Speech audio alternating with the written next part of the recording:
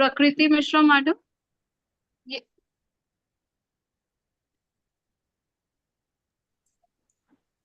Yes, ma'am.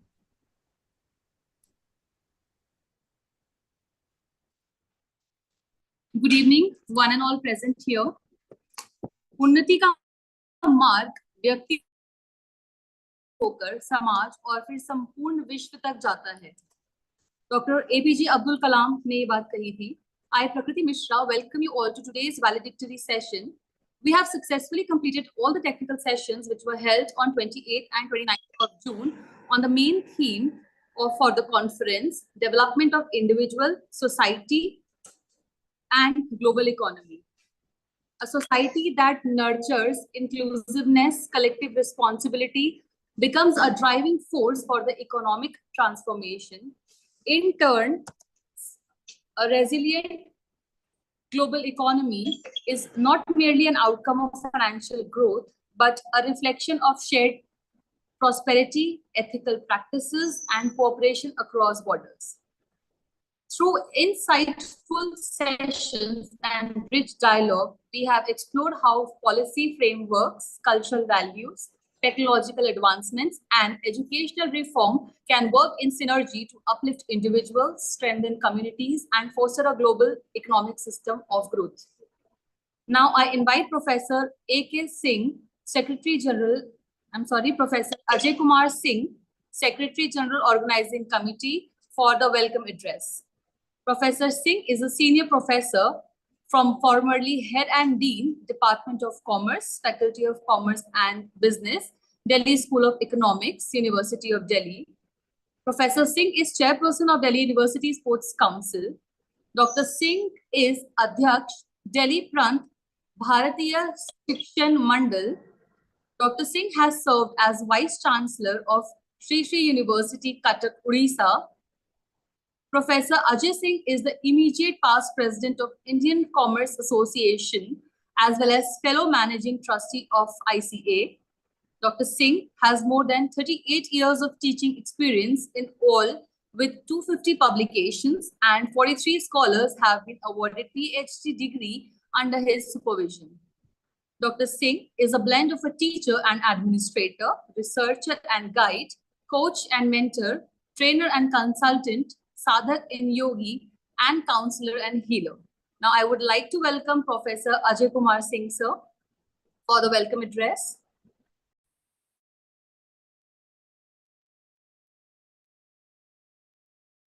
सभी को नमस्कार.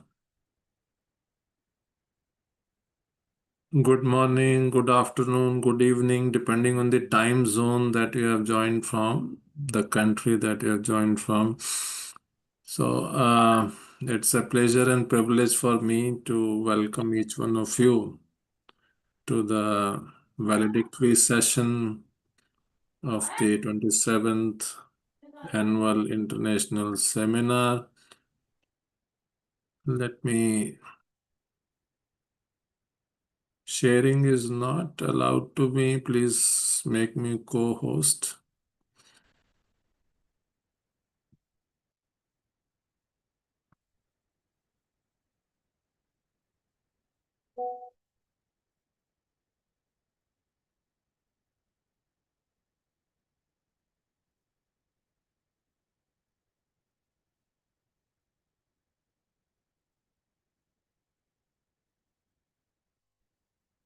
So we had 2 days of discussion on the main theme as well as on the technical sessions that we had. And in the inaugural session, I focused on the development of an individual, partly to society and global economy, and other speakers mentioned more about the society and global economy dimensions. And the technical sessions were on holistic developments of the personality in the context of NEP 2020, responsible design for harmonious living, Sustainable Consciousness and Development, Awakened Society for Wealthy Economy, Role of Tariff and Trade. And there were research paper presentations on contemporary issues. In all, there were 39 research papers, 281 participants, 5 countries represented: India, Nepal, Vietnam, South Africa, USA. So that is the gist. The rapporteur's report will share with you the uh, aspects which are more in detail in terms of what happened. I would like to share with you the call for papers for the next event, which is scheduled on January 10, 11, 2026, that is 27th Annual International Conference on the theme National Development, Role of Educational Institutions as the main theme. And there are technical sessions on technology in education for national development in the age of AI, that is artificial intelligence, national development, role of youth, women empowerment and national development, role of farmers, and research paper presentation on contemporary issues. Dates, there is no point saying that. I'm happy to share that Sri Sharda Institute of Indian Management Research and Sri Sim School of Research, New Delhi, has been, and many other partners are there, like Divine International Group of Institutions, Divine Education Trust, Rotary Club of Delhi, Moria, and thus Deen Dayal Upadhyaya College, I'm sure, would also be partnering with this. So I invite you for the next event, that is 27th Annual International Conference, and you prepare yourself for your participation in this, write papers in advance, and make sure that you contribute for this event. National development, I would like to share a little bit about that role of education institutions.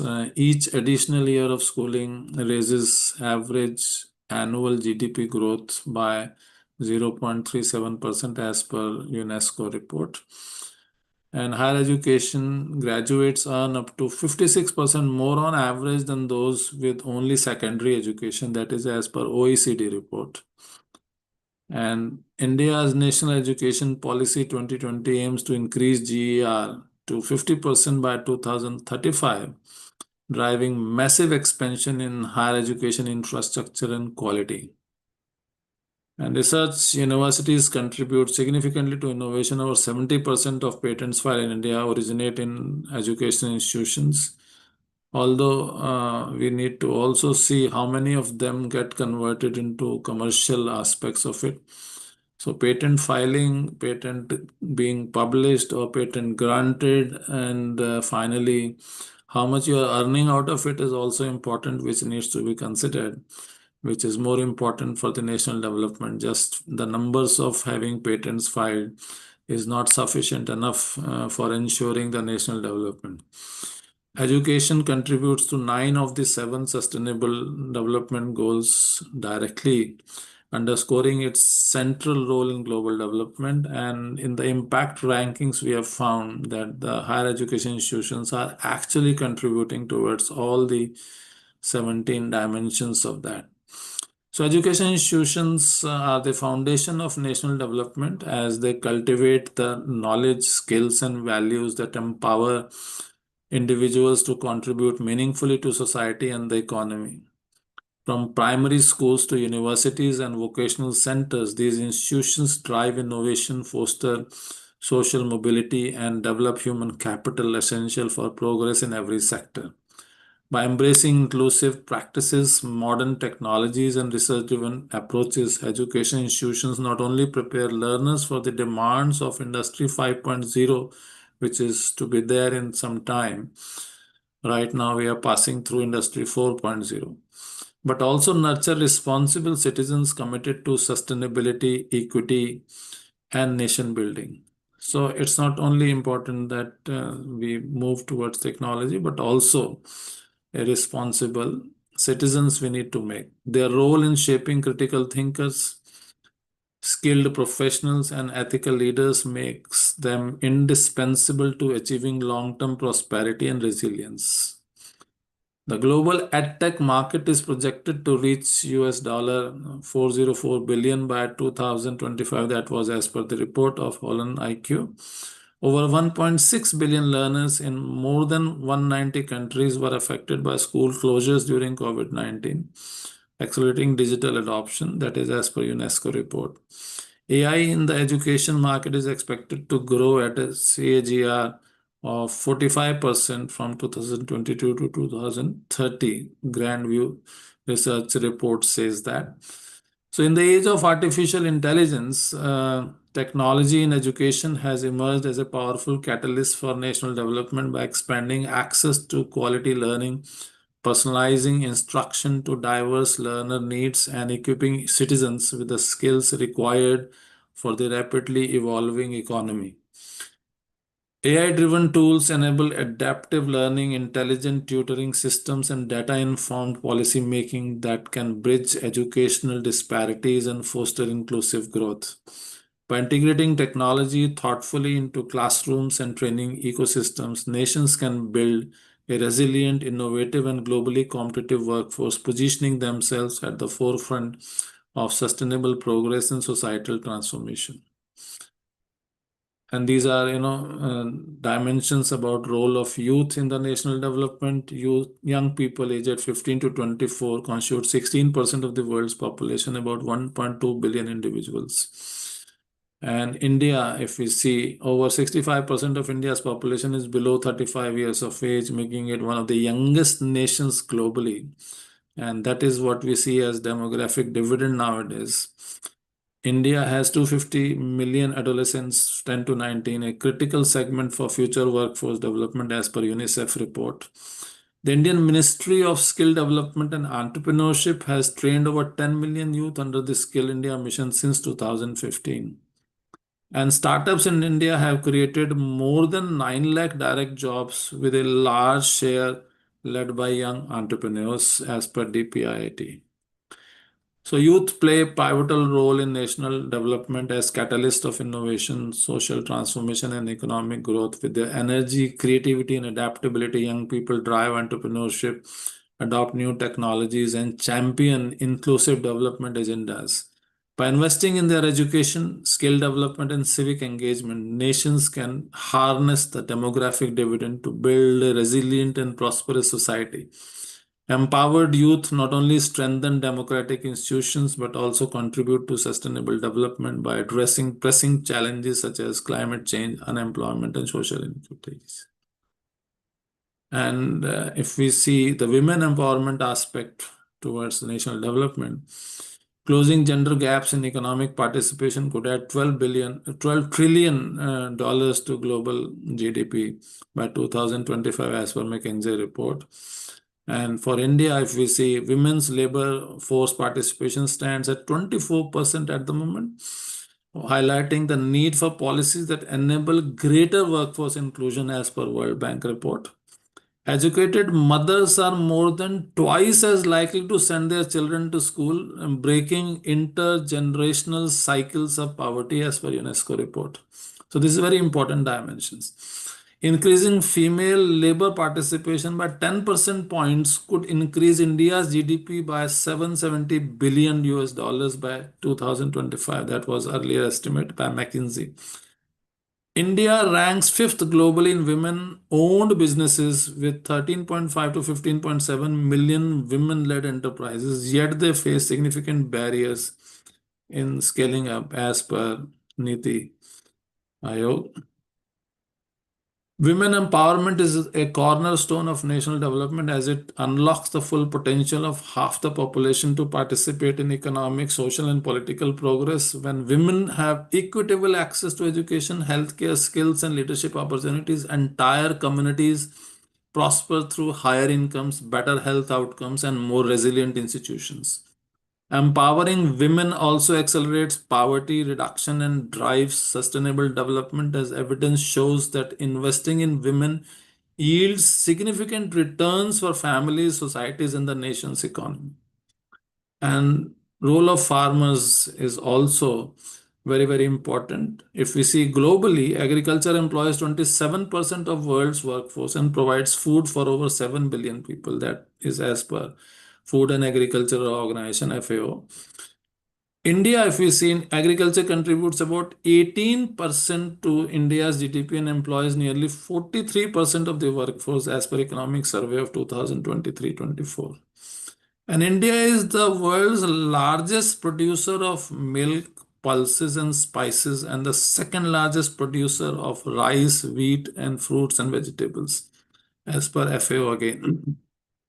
Over 85% of Indian farmers are small and marginal, cultivating less than 2 hectares of land as per agricultural census.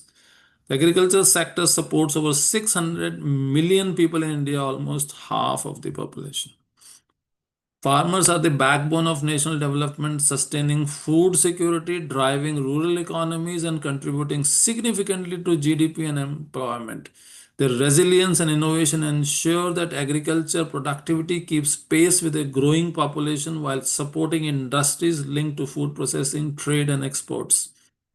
Empowering farmers with modern technologies, fair market access, and sustainable practices not only improves their livelihoods but also strengthens the nation's economic foundations and social stability. And this I would like to share about the next annual international seminar, that is 28th, which is scheduled to be held on June 27, 28, 2026. The main theme is human intelligence, artificial intelligence in Industry 5.0.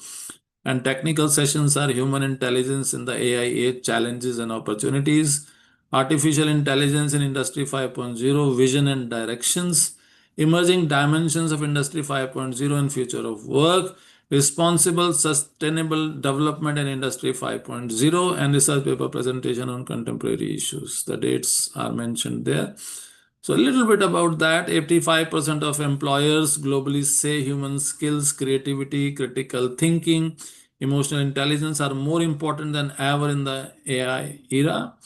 As per LinkedIn Global Talent Trends, 50% of all employees will need reskilling by 2025 to keep pace with technological change. As per World Economic Forum, 70% of CEOs believe human ingenuity and adaptability will be critical to their organization's future success alongside AIC. This is as per PricewaterhouseCoopers, that is PwC. And globally, if we see human intelligence in the age of AI, what are the challenges and opportunities? AI is expected to contribute $15.7 trillion to the global economy by 2030, as per PwC. And as per McKinsey, an estimated 375 million workers worldwide may need to switch occupational categories by 2030 due to automation. And World Economic Forum says 85 million jobs may be displaced by a shift of labor division between humans and machines by 2025. But 97 million new roles could emerge. Many people have been asking this question. So this is the answer of that in our interactive online sessions, which is happening every day at 6 p.m. now from some time. In India, over 50% of employees will require reskilling by 2025 to keep pace with AI and digital technologies, as per WEF, World Economic Forum. 9 in 10 leading companies globally are investing in AI, emphasizing the urgent need of the same. So there is importance for this. And if we see AI, the global trend would be the Industry 5.0 market is projected to grow at a CAGR of 20.6% between 2023 and 2030, as per Research and Markets. As per Deloitte, 75% of manufacturing firms plan to integrate collaborative robots or cobots alongside human workers by 2025. As per McKinsey, AI in manufacturing alone is expected to reach $68 billion by 2030, and over 80% of executives believe AI can help achieve sustainability goals in Industry 5.0, as per Capgemini Research Institute. And NASSCOM says in India, the adoption of AI and automation in manufacturing is estimated to boost productivity by 20 to 30% over the next decade. So it's very important, AI. And if we see the future of work, the collaborative robot or cobot market is expected to reach US $16 billion by 2030, growing at over 40% CAGR as for markets and markets. 85% of jobs in 2030 may not even exist today, driven by rapid technological advances as per Dell Technologies. And Capgemini Research Institute says 79% of executives believe Industry 5.0 will be critical to achieving sustainability and social impact goals alongside profitability. So, what are the emerging dimensions of Industry 5.0 and future of work? Skill first hiring. The global soft skills training market was worth $26.5 billion in 2022, and it is expected to reach $53 billion by 2028. And double disruption due to automation. By 2030, up to 30% of all hours worked globally could be automated by AI and robotics, as per McKinsey. And 85% of jobs in 2030 may not even exist today, driven by rapid technological advances, as per Dell Technologies. So, gig economy. 46.4% of the global workforce is freelance, reveals the World Bank. Niti Aayog's report highlights that the gig workforce is expected to expand to 23.5 million workers by 2930, and gig workers are expected to form 4.1% of the total workforce by 2029-30. So, idea of a job for life is no more relevant. It is said that the average lifespan is going to be 100 plus years, and a person might land up having 6 careers throughout his or her lifetime. So, multi potentialities have a lot of to offer and can make great employees. They are creative, adaptive, innovative, and usually gifted problem solvers. So, Industry 5.0 is reshaping the future of work by blending advanced technologies like AI, robotics, and the Internet of Things with human ingenuity, empathy, and purpose. And there are more aspects about responsible, sustainable development in Industry 5.0. Since the time is less, I'm just skipping this slide. What is the way forward? We have to see, and I invite each one of you to be part of these two and take an active role in this, what is going to happen in the future. With these words, I once again welcome you to the valedictory session, and I welcome all the distinguished guests who have joined. Honorable Chairman Professor B.P. Singh ji has joined, and all the other distinguished guests. Swamiji, I don't see that he has joined as yet. He is in the US, so time is too early for them. So they would be joining soon. Professor Sunil Maheshwari has joined. I can see him that he has joined. He is also from the US. So the friends from the US, it is very early morning time probably for them. So sorry for that. That's the beauty of the technology, that you can still be at home or in US, and you can still participate in this. So I welcome all the dignitaries who have joined from different parts of the world, and all the session chairs, co-chairs, paper presenters, delegates. It's a pleasure and privilege for me to welcome you in this valedictory session. Thank you very much. Namaste. Thank you, Professor Ajay Kumar Singh, sir, for sharing your vision. Now, I would like to invite Ms. Pragati Srivastav, student SRI SIIM Bharati College, for the rapporteur report.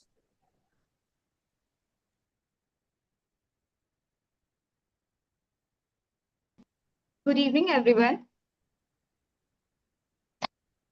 Am I audible to everyone? Yes. Okay, let's start. Good evening, everyone. I am Pragati, first year PGDM student at XXVII Bharati. It's my pleasure to present the outline report on our conference. Development of Individual Society, Global Economy, held on 28th, 29th June 2025. Session 1, Development of Individual Society and Global Economy.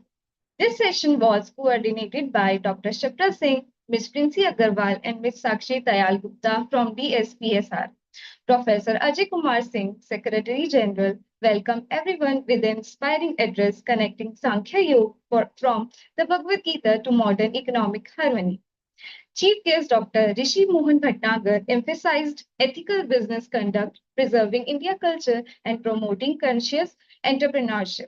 Dr. Rajesh Khajuria, our guest of honor, highlighted awakened consciousness as the bedrock of ethical leadership and social transformation. Professor Anil Kumar Singh discussed global uncertainties like war, tariff, urging collaboration, resilience through concepts like Silver India and Global Termite. Professor Ravindra Reena, keynote speaker, presented data showing how inclusive growth and equitable opportunities are vital for microeconomic stability. Then we have technical sessions, paper presentations, chaired by Professor Aditya Preetipati, Dr. Satyendra Kumar Singh, and Professor Ajay Kumar Singh. The session showcased new research. Professor Shubham Pal Singh, PITS Pilani, presented work on deep learning for image forgery detection, optimizing database logs, and improving ETL workshop. Ms. Priyanka Jain addressed ethical concern around AI influencer marketing. Ms. Kritika and team discussed AI role in banking. Ms. Sakshi Dayal Gupta emphasized ethical in personal and corporate life. Ms. Shraddha Singh showcased SBI's digital banking for financial inclusion. Ms. Ayushi Singhal analyzed UPI's impact on India's digital economy. Other papers covered investor sentiment, rural versus urban behavior, leadership adaptability, and conflict management. Then, day two, we have technical sessions. First, holistic development of personality NEP 2025. Sorry, 22. Chair Professor Rajvi Sharma, keynote Dr. Sugandha Rawal, focused on integral humanism of Pandit Dayal Upadhyay, emphasized inclusivity, compassion, yoga, environmental balance. Dr. Jananandan Poodle called for practical skill, lifelong learning, and AI adaptation. Professor Anita Jain showed how yoga nurtures mental peace and social harmony. Second, responsible design for harmonious living. Chair Professor G.S. Bogley, co-chair Professor Sumanjeet Singh. Explore design role in societal well-being sustainability. Ms. Namrata Chadda and Ms. Varsha Shukla stressed user-centric, empathy-led design. Ms. Varsha Bhatnagar presented coexistence frameworks for human and nature. Ms. Asanvarsa SH examined dark store improving last mile delivery. And third, development beauty sustainability. Chair Anjali Mehta, co-chair Dr. Rajiv Bansal, Bhavna Bamba critiqued top-down SDG planning, urging grassroots participation. Prakriti Mishra highlight how citizen duties can drive equity and sustainability. The Pandyas map India green supply chain potential, calling for ethical sourcing and wastage reduction. Fourth, Awakened Society for Wealthy Economy, Tariffs and Trade, chaired by Dr. Rajesh Khajuria, co-chair Professor Surya Prakash. Ms. Prerna Nath Pandey explained how tariff war disrupt supply chain and demand AI-driven management. Mr. Sundar Mahalingam link tariff policy to access to teach, to tech and innovation in higher education, urge collaboration between academia, industries, policymakers. In conclusion, this conference shows that an awakened society rooted in ancient wisdom, driven by ethics, sustainability, and innovation, can build a resilient, inclusive global economy for the future. Thank you.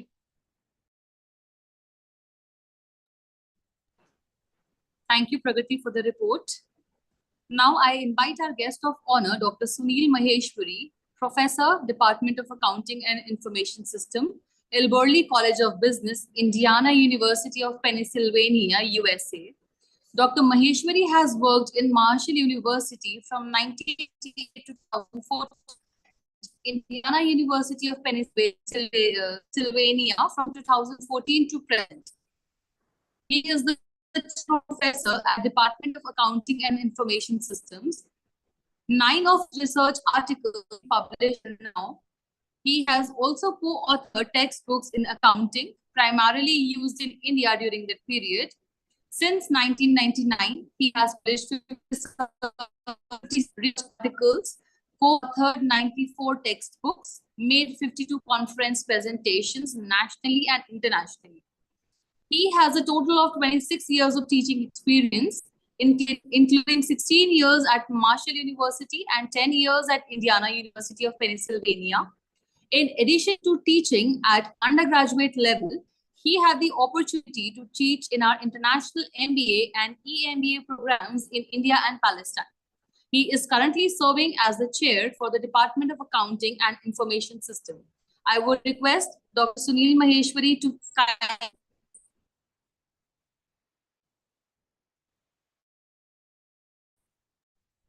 you are mute, you have to unmute.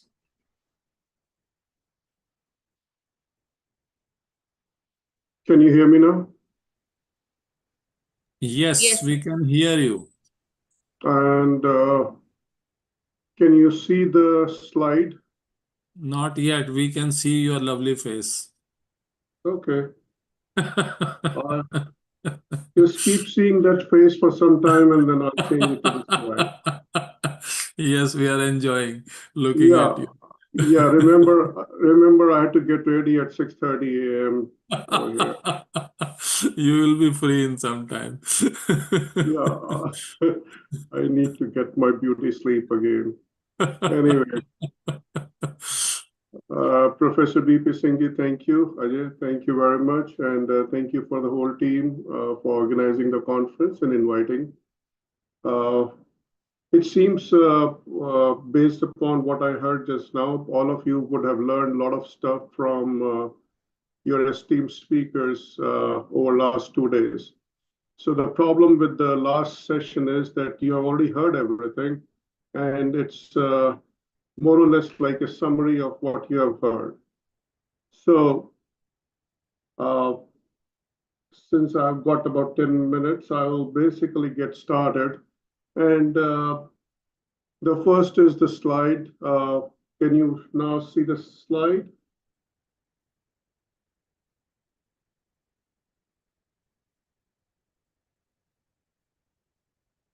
Are you able to see the slide now? Not yet. That's strange. You are sharing it?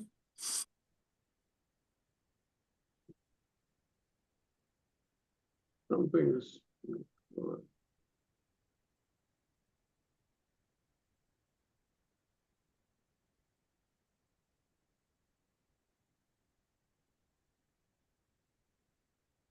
Yes, it is showing now. Okay. So now my lovely face is off. And No, space is still there. On the other side of it now, the screen is largely occupied by the PPT. Okay. So we can still see you. Thank you. So it was worth putting the suit on at 7 a.m. then. Okay.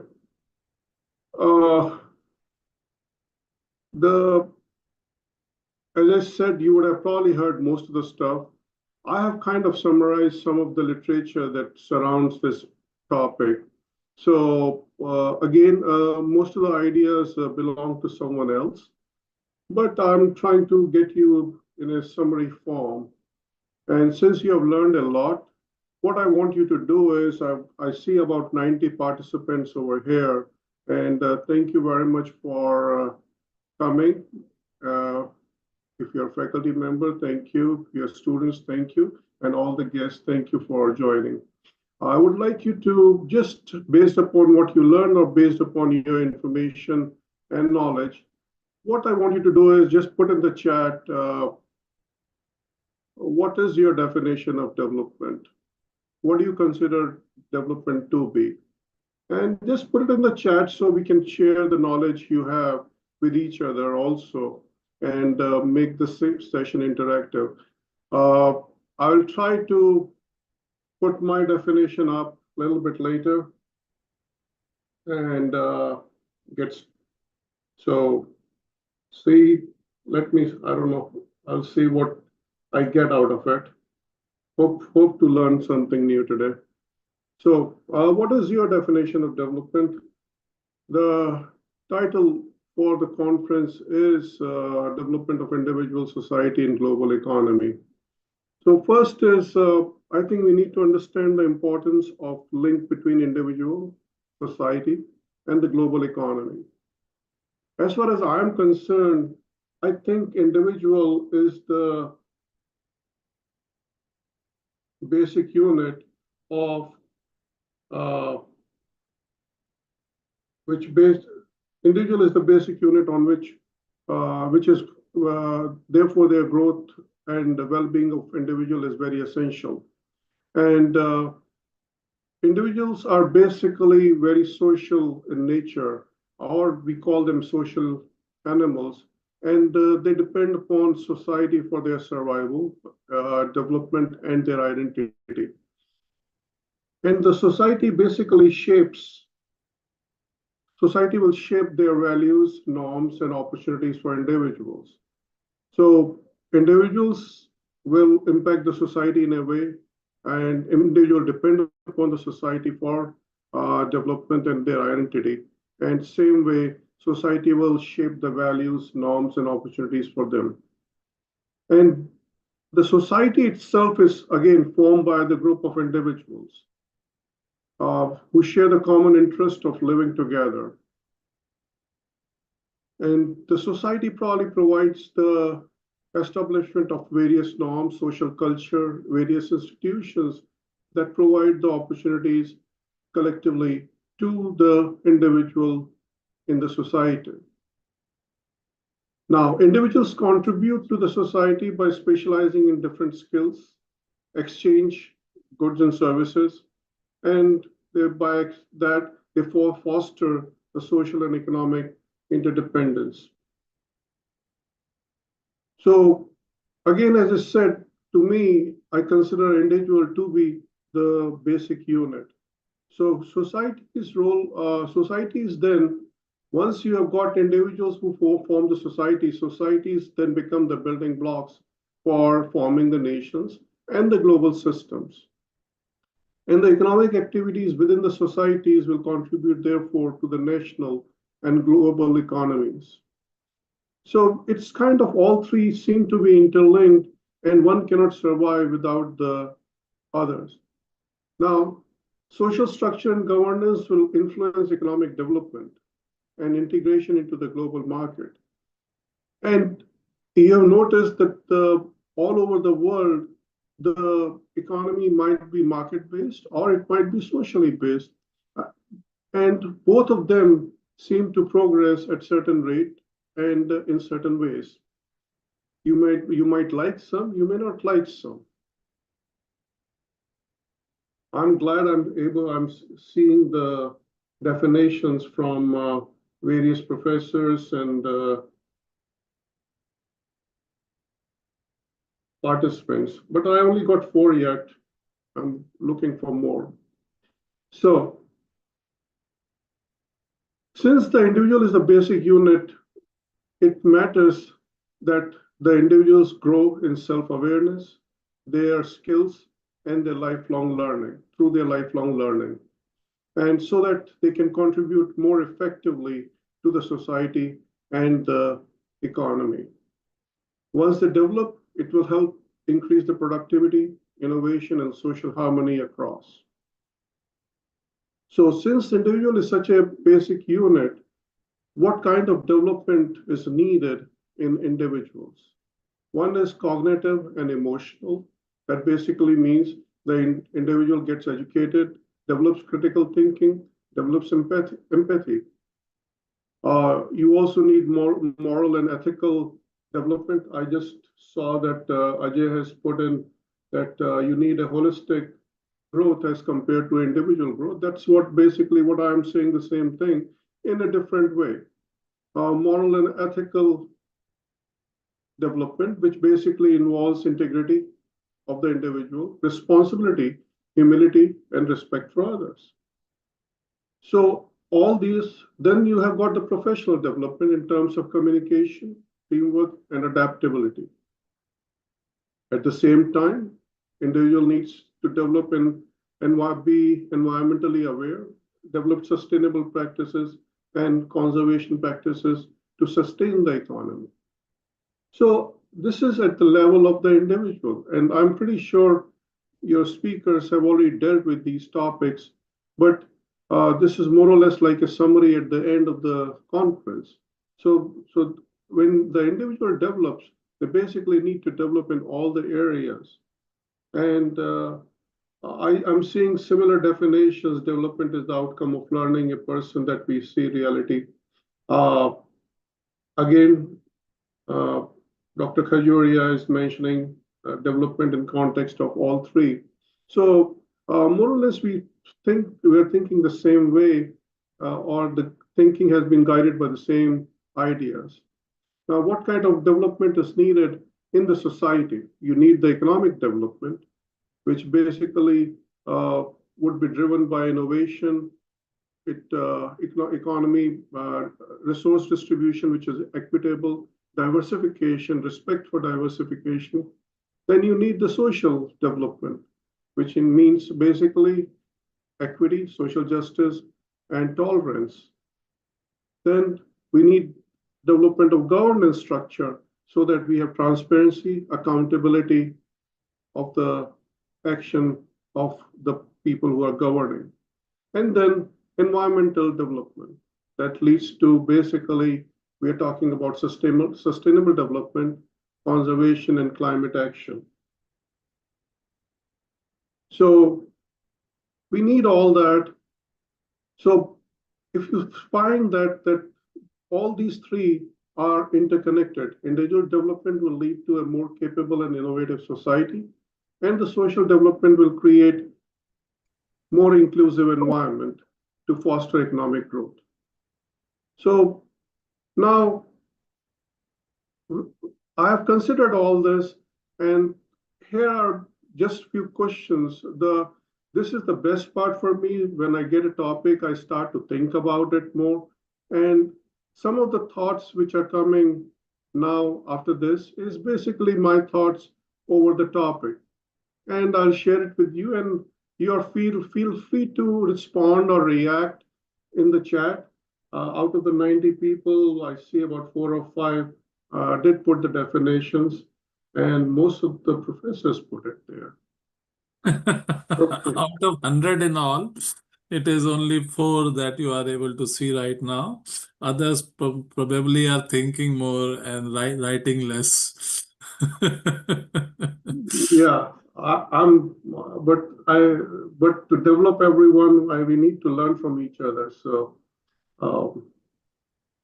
anyway, one professor Janardhan Podial has also mentioned in that now. yeah. So what were my questions when I thought about the topic? Here are a few of my questions. Is the definition that you have is impacted by your parents or your society's definition? You can react to these questions if you want, because it's very difficult to give mic to everyone in 10 minutes. So you can just react to the questions. Next is, should only the economic development matter? Because most of the time the definition gets limited to the economic development. Hey, everyone recognizes Mr. Elon Musk, who is the richest person in the world, or Mr. Donald Trump, who is probably and who is the president for the US, or Mr. Modi, Prime Minister for India. Is it though prominence due to whatever reason? Is that the economic development? Have we really developed over the last 50 years? If I look at those 5 definitions, Dr. Janardhan just put in development, in my sense, is following and maintaining morality on human and nature as well. It has nothing to do with the money part. So have we developed morally over the last 50 years? So look at the definitions that are coming through and see, give a reaction wherever you feel like. Or is development the future with generative AI, where we are saying, okay, we'll replace half the human jobs or human work? Is that really development? And what will be the impact on the social interaction due to the development that takes place? So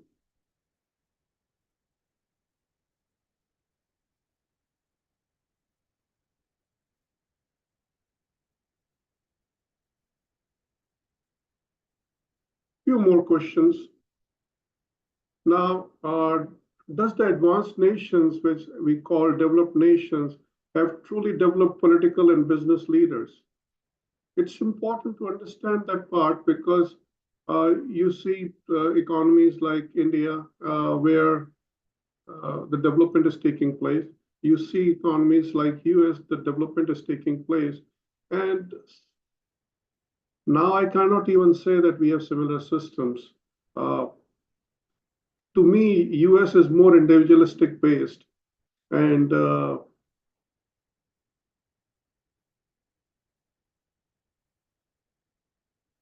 now, are we more developed because we have more wars with drones and missiles today than 100 years ago? Is that development? We can shoot anyone down. We can,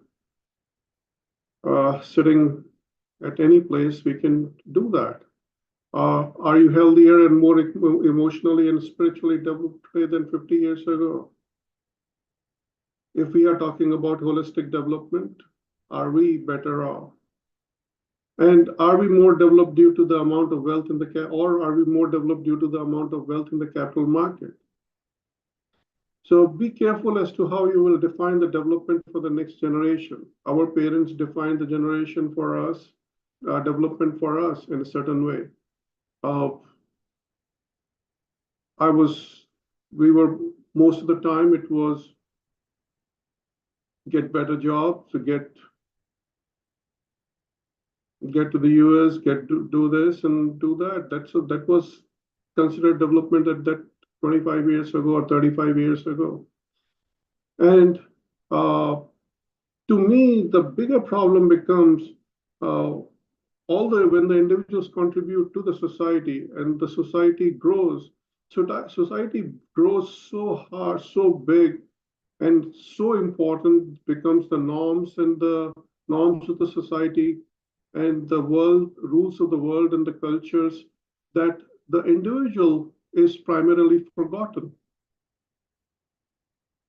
So at certain point of time, the individual is important when we are starting to develop. At certain point of time, the society or the economy becomes important. But when the economy becomes important, it seems that the small individual, which is the basic unit of development, is forgotten. And that, to me, will bring the downfall of the economy and the society in general. So those are my thoughts. Anything you would like to share? My thoughts. Anything you would like to share? Anyone? I'll shut up now. Thank you very much for listening. I think my 10 minutes are over. Thank you, Dr. Sunil Maheshwari, sir. Your contribution has elevated the spirit and depth of our discussion now. Now, I would like to welcome our guest of honor, Professor Anil Kumar Singh, sir, Professor, Sri Aurobindo College, University of Delhi. Professor Singh has a teaching experience of over 40 years. At the national level, he has been member Faculty of Commerce and Business, University Delhi, member Academic Advisory Committee, Director of Professional Studies and Research, and member of Task Force of University of Delhi. At the international level, he has been the member of Editorial Advisory Board for International Journal of Management and Entrepreneurship, published Selangor, West Malaysia. Professor Singh also held many administrative responsibilities of an acting principal, coordinator at NAC and IAC, convener at OBC Planning Infrastructure Committee, and teacher in charge at the Commerce Party.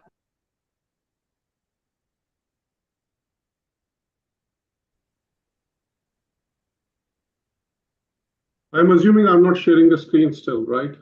Hi, Anil. Good afternoon, everybody.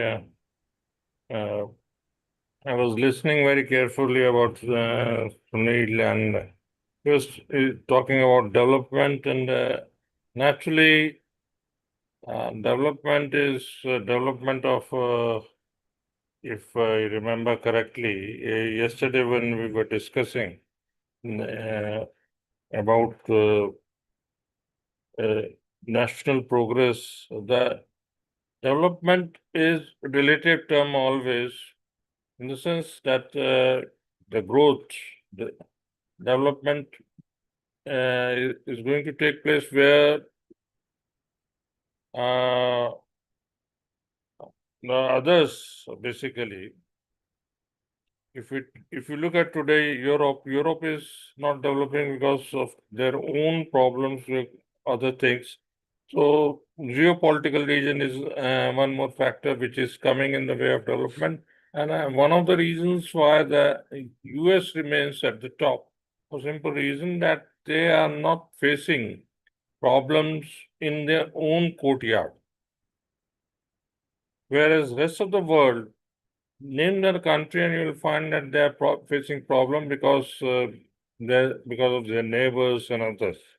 So issue is whether the development is leading to the development of people, development of society. That's another issue altogether. In India, we are finding that roughly about 80 crore people, they are at the hand of the government, and without the government support, they cannot survive. Whereas that may not be the situation in the rest of the world. The nations which are growing very fast, naturally, there the society develop and there the human development do take place.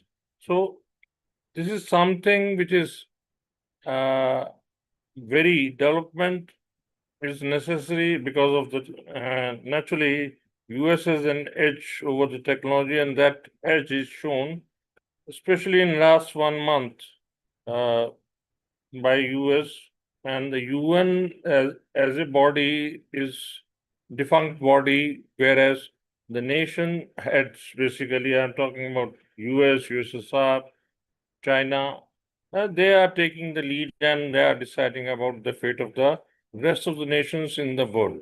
So this is the impact of development, basically, that you can decide about the future of the nations, and the nations with having a lot of heritage, a lot of past background. They are nowhere when it comes to basically technological development. Technological development led to nowadays war is not between the individuals. Soldiers are not fighting on the street.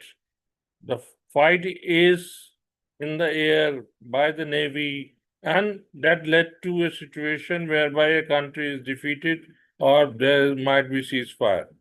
So this is a situation which is very abnormal, in the sense technology can lead go to such an extent that the decision of the war can be decided. Another thing is that if you look at the stock market, you will find that all those technological shares that had gone up for simple reason that technology has taken the first place. A human is on the backside of the whole thing, whereas we as a nation, when we are talking about democracy and other things, the electorate is the very first thing. Nowadays, nations dominates over other because they are technologically superior, and that is because they are developed, they have enough of money, they can spend money on defense, and that led to the basically encroaching the basically sovereignty of the nations also. So this is one situation which is basically very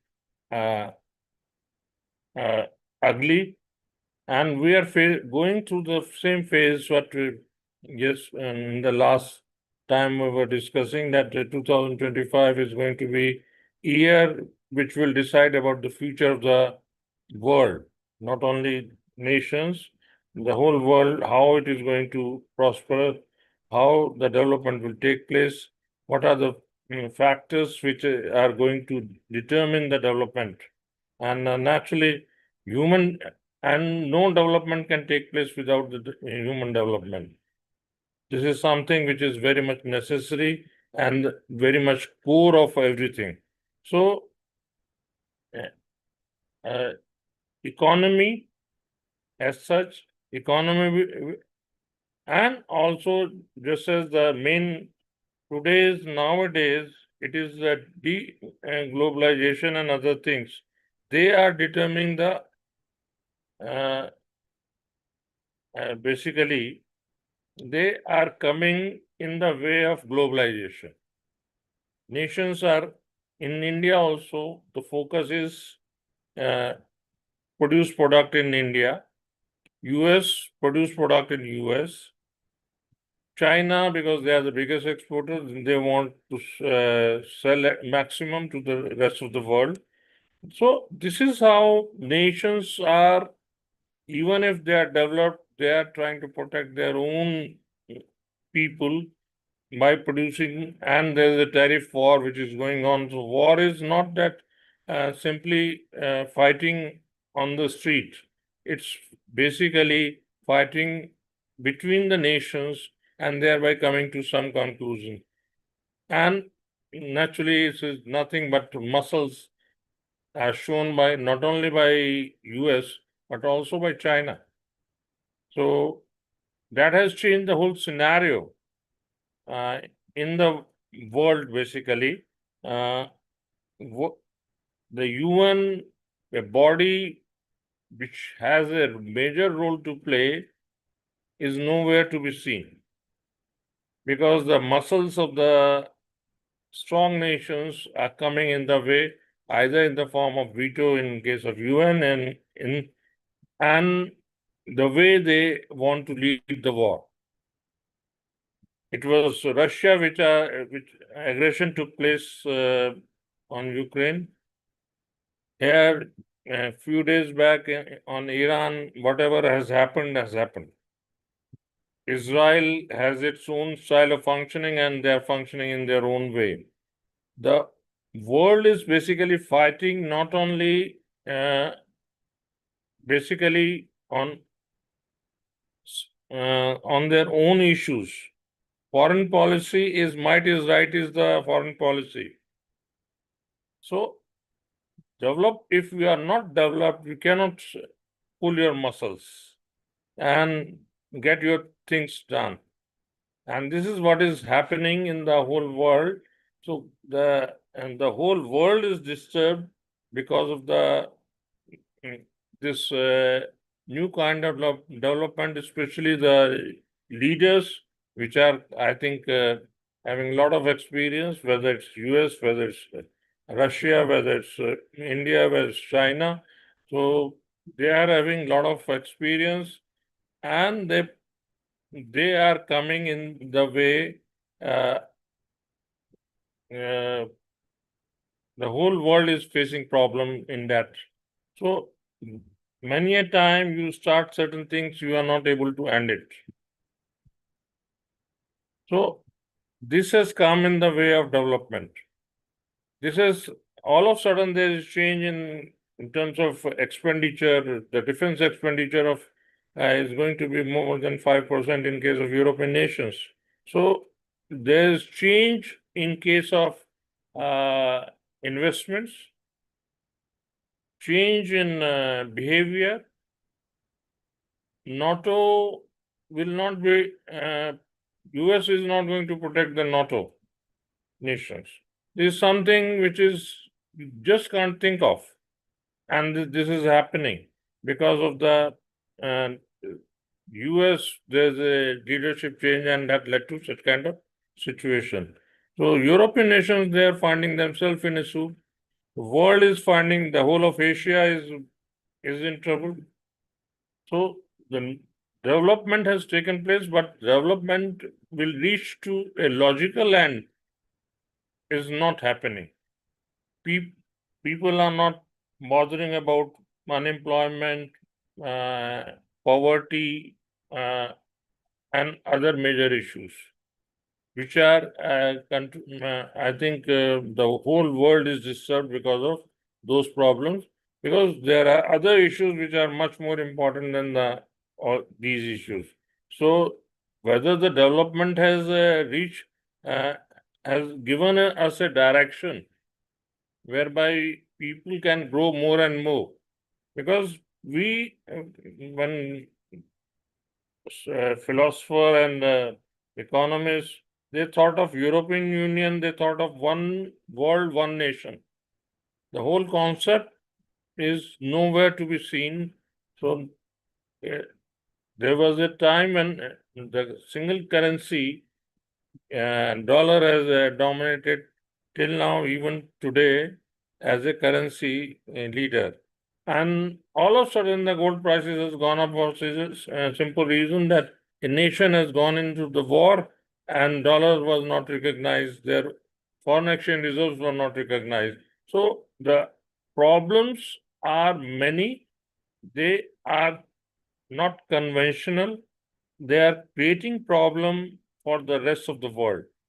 So this is something which is not the student of students have done, and no course book has given you such kind of thing whereby one can give solution to the problem. Problems are coming, solution is bombardment, and thereby the war stops. Then again, there's a another nation, they start coming out with another things. So nations are in war for no reason, or when that has started. I remember 3 years back, one fellow was saying that after 7 days, Russia will conquer the Ukraine, and thereafter the whole problem will be solved. After 3 years, we are finding ourselves that both are fighting with each other, and the fight is going on. So the solution, who are the sufferer? People who lived in those countries, they had women has to leave the nation, and the men, they are fighting. The houses are become not a place to live because of the bombardment and so many other things. So it happens in some other nations. So you just can't say that it's good or bad. Whosoever will win is a winner in those circumstances. And the world is heading towards a situation in which the US has supremacy over the rest of the world, because they are developed, they are technological growth, and if India can fight better, it is because of the technology.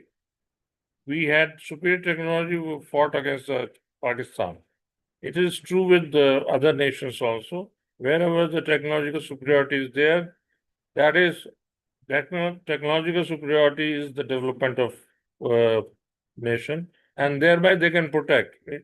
So it is essential nowadays that how to survive as a nation. It's very important to have technological superiority over other. So with this, I think I keep my words, and I am thankful to Professor A.K. Singh, Professor B.P. Singh, Professor Rana, and also the Sunil Maheshwari ji for giving me chance and listening to me. Thank you. And Kajuria sir. Thank you, Anil sir. Now I would like to invite Professor B.P. Singh sir. Okay. So, What about Dr. Swamiji Swamiji has not yet joined, sir. So you can start, and the moment he joins, we will update. Okay. Let me first start by congratulating the faculty members, students, and the non-teaching staff of Delhi School of Professional Studies and Research for having organized online a kind of a international intellectual interaction on a very topical subject. These days, people are either busy in enjoying their summer vacation, or they are busy in, sightseeing and making what we say tourism possible, motivated by their better off and so on, and children. So the credit for all this goes to the moving spirit, Professor Ajay Kumar Singh. वो हिंदी में कहते हैं ना कि जो आदमी रेत से तेज निकाल दे वो असली एंटरप्रेन्योर होता है.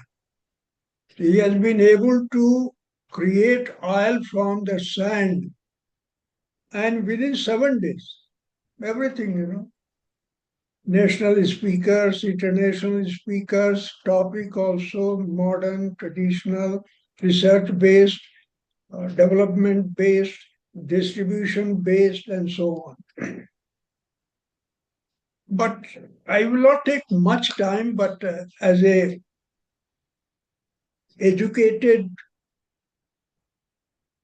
retired person, or you can say as an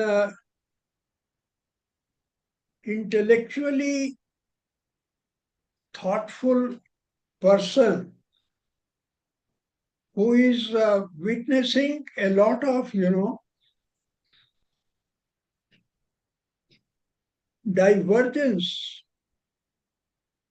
When I see India as a developmental country prone to very highest rate of economic development, it is number one, near 6 point something.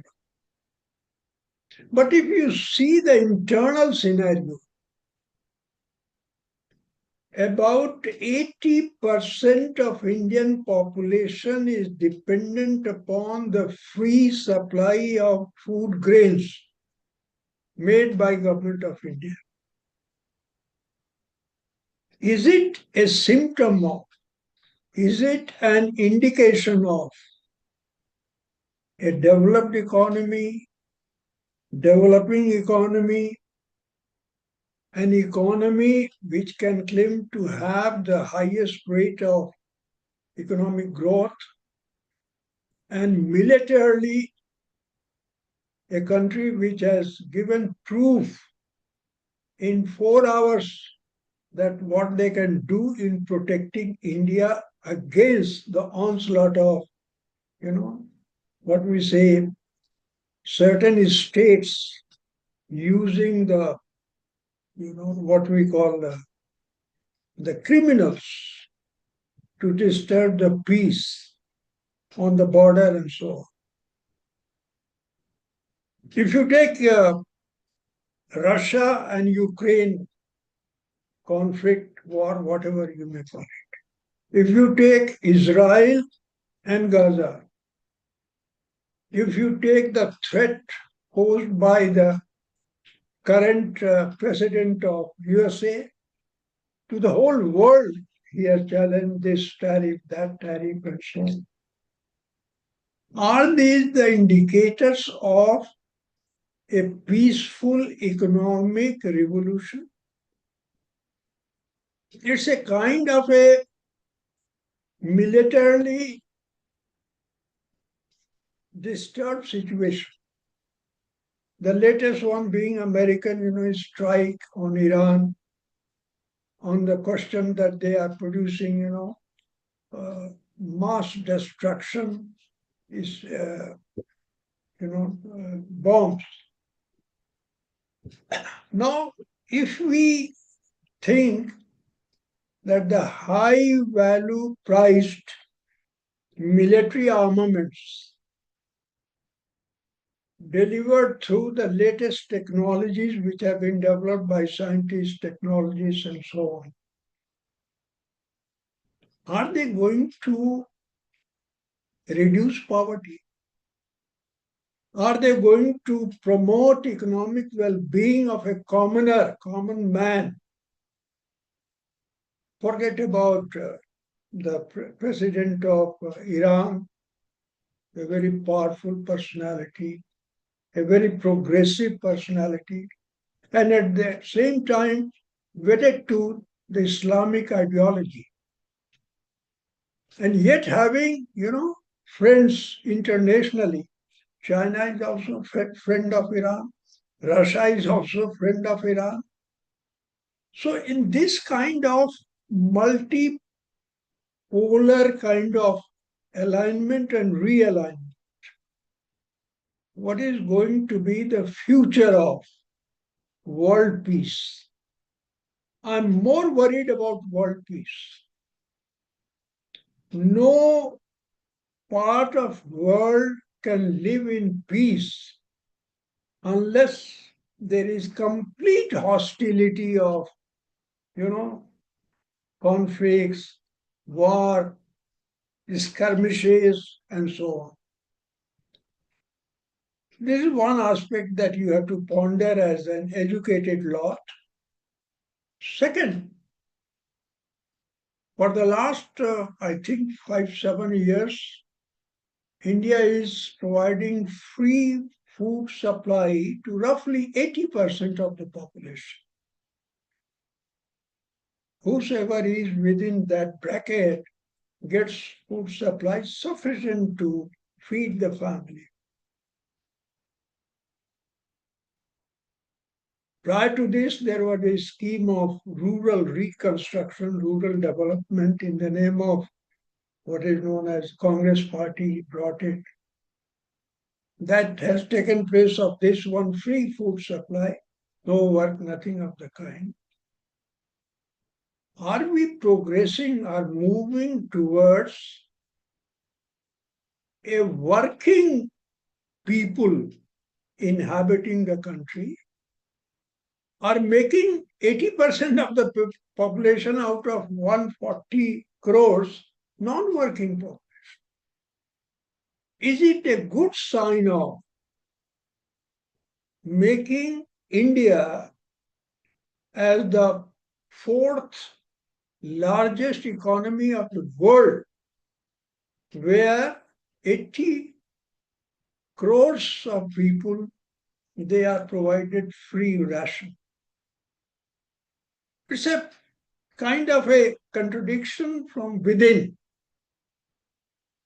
If you could link it with some kind of economic activity, Lord Keynes, the famous economist, said, if you want to fight unemployment, then dig holes and fill them up.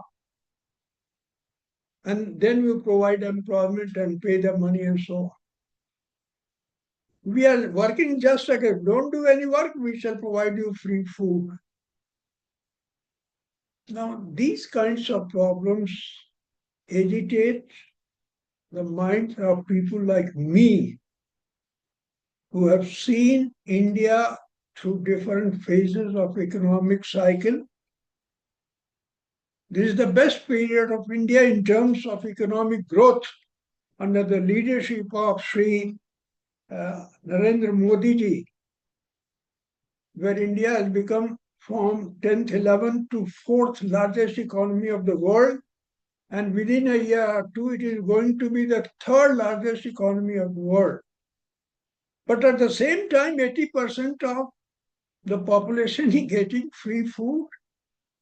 It's an inbuilt contradiction. Here, case becomes relevant. Dig holes and fill them up. So that you have the culture that I'm not getting begging alms.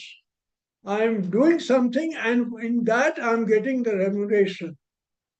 So that culture of working, getting remuneration should be developed rather than giving alms to the people.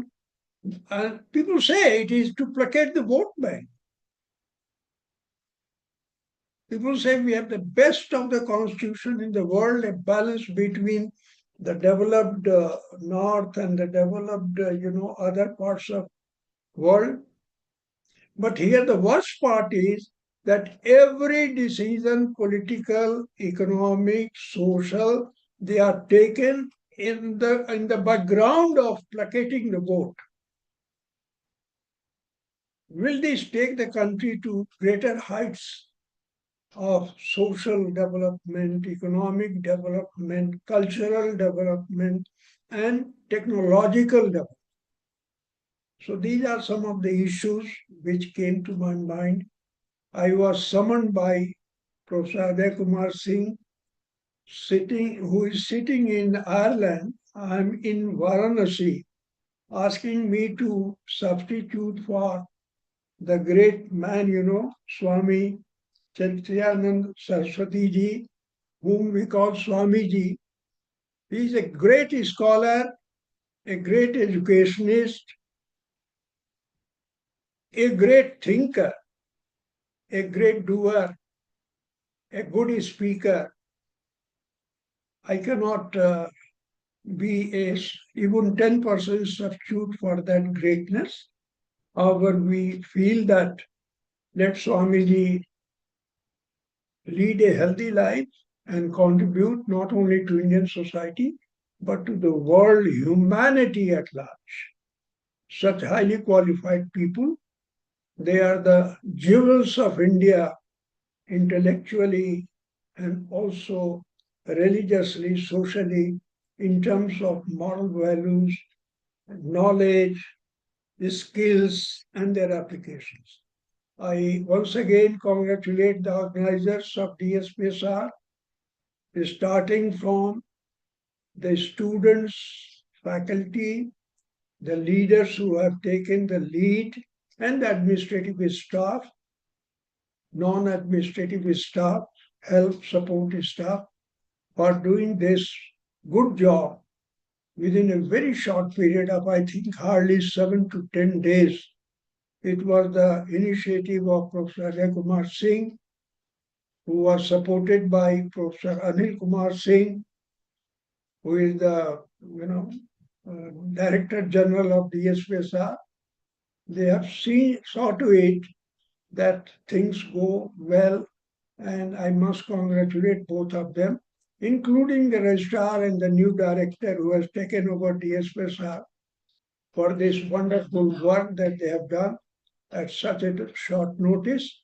I hope that this kind of future initiative should be maintained with a advanced planning where the quality will further improve. So wishing you all the best. Thank you very much for giving me this opportunity to share my thoughts, random thoughts, but very relevant in the present scenario. Bombing is not the solution for world peace.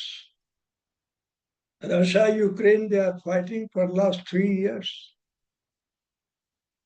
Israel has been fighting for how many years with Gaza? People don't know. Destruction of humanity is not a symptom of growth or development or peace. Thank you very much for giving me the opportunity to share some of my random and scattered thoughts, but yet they are very relevant for the policymakers to ponder on. Thank you very much. Thank you, Professor B.P. Singh, sir. Now I would like to invite Dr. Mukta Katyal ma'am for the awards. Thank you, Prakriti ma'am. So it's the time for the one of the most awaited moments for this international seminar, the announcement of the Best Paper Awards. For technical session 1, holistic developments of the personality in the context of NEP 2020. Professor P.N. Singh Second Best Paper Award goes to Dr. Janardhan Podal, lecturer, Tribhuvan University. His topic is Building Future Talent, Strategies and Insights for Sustainable Success. Professor Om Prakash Best Paper Award goes to Professor Anita Jain, Head of Department Sanskrit, Philosophy and Vedic Studies, Banasthali Vidyapeeth, in co-authorship with Mr. Devesh Sharma, Research Scholar, Banaspati Vidyapeeth. Their topic was the use of yogic practices for individual development and as a foundation for an awakened society in context of NEP 2020. For technical session 2, responsible design for harmonious living, Professor P.N. Singh Second Best Paper goes to Ms. Varsha Shukla, Assistant Professor, Jagannath Community College. Her topic was the evolving social impact of interior architect in a futuristic context. Professor Om Prakash Best Paper Award goes to Ms. Anaswara SH, Research Scholar, Pondicherry, in co-authorship with Professor Dr. B.R. Rajeshwari, Professor, Pondicherry University. Their topic was Revolutionary Last Mile Delivery, a systematic review on dark stores in quick commerce. For technical session 3, Sustainable Consciousness and Development, Professor P.N. Singh Second Best Paper Award goes to Ms. Prakriti Mishra, Assistant Professor, DSPSR, Importance of Awareness of Fundamental Duties of Citizens to make society egalitarian and aligned with a sustainable development.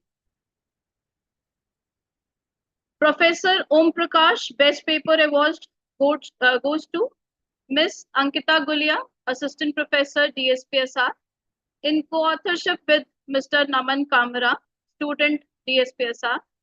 Their topic was Sustainable Marketing Practices in the Fashion Industry, the Role of CSR. For technical session 4, Awakened Society for Wealthy Economy, Role of Tariff and Trade. Professor P.N. Singh Second Best Paper Award goes to Mr. Premnath Pandey, Assistant Professor Retired, School of Industry Studies, Sharda University, in co-authorship with Ms. Suruchi Pandey, student, Indira Gandhi National Open University. Their topic was Global Supply Chain Management Efficiency with AI Implementation in the Age of Tariff War. Professor Om Prakash Best Paper Award goes to Mr. Sundar Mahalingam, Independent Consultant, Project Management and Education Strategies. His topic was Tariff, Trade and Technology, Policy Implication for Indian Higher Education.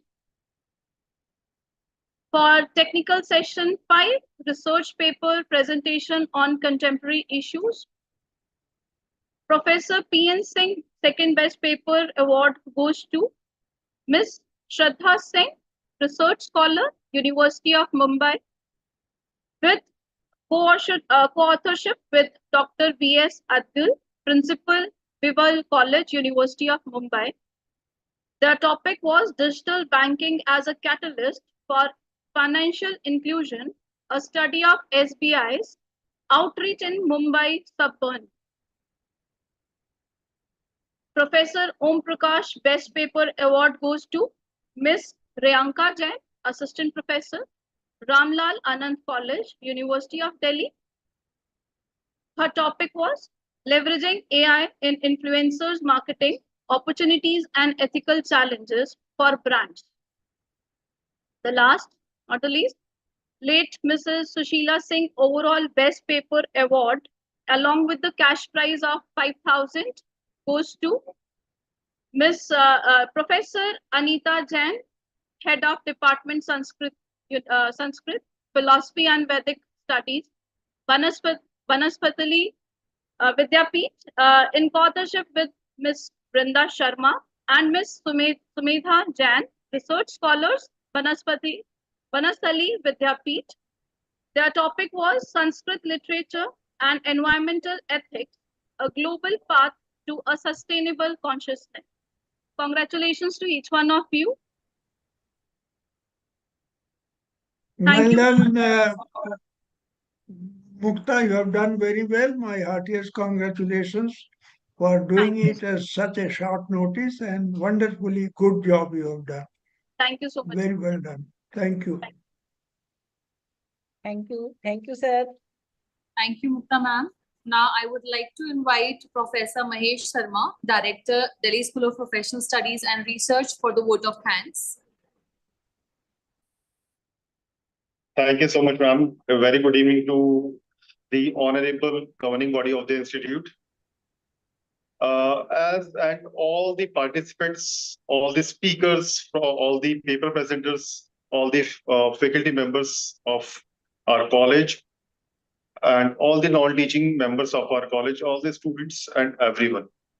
As we draw this enlightening conference to a close, it is with deep gratitude and renewed purpose that I stand before you. Over the past sessions, we have explored the intricate threads that bind individual growth, societal progress, and the global economic development. We have learned that the development of one cannot truly exist without the others. Empowered individuals spark innovation, strong societies cultivate resilience, and a thriving global economy amplifies opportunities for all. This conference has reminded us that development is not a linear path. It is a shared journey, whether we are educators, entrepreneurs, policymakers, or students. Each of us has a role to play. The ideas, debates, collaborations, etc. sparked here will not end with this closing session. They are seeds planted in fertile ground, ready to shape the future.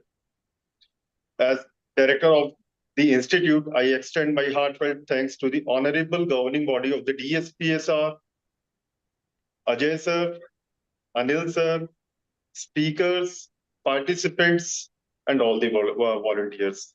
Your commitment and insight have made this gathering a meaningful success. Let us leave here inspired not only to develop ourselves, but to uplift others, contributing to a more equitable society and a more sustainable global economy. Thank you so much. Thank you all. Thank you, sir. Now I would like everyone to please stand for the national anthem.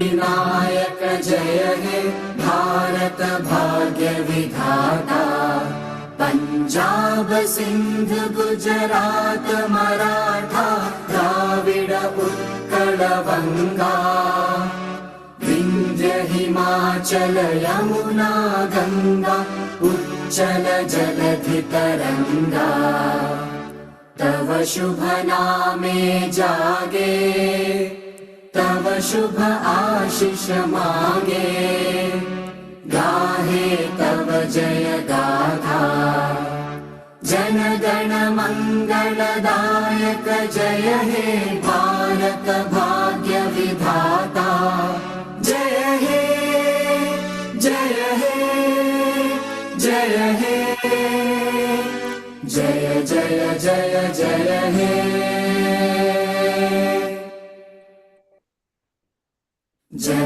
तन मन अधीर। Thank you very much, everyone. Sir, namaskar. Thank you, sir. Thank you, See you everyone. very Thank you. physically. Thank Thank you, all of you. Thank you, Thank thank you, you, sir. everyone. Thank you, Thank sir. you, everybody. Thank you, one and Hope to all. see you See in you the soon again. again. It's a memorable event followed by the grand finale of respected VP Singh's words of wisdom. All the best to everybody. Thanks a lot. Thank you, Very sir. nice Thank you. program, Thank sir. you, sir. Thank you so very much. Thank you.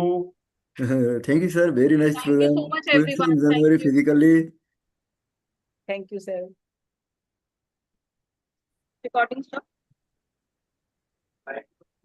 You can stop the Thanks, recording. Mukta, for doing. Recording to be stopped, YouTube to be put off. But there is another session from 6 p.m., which is our daily session. We have started daily activity.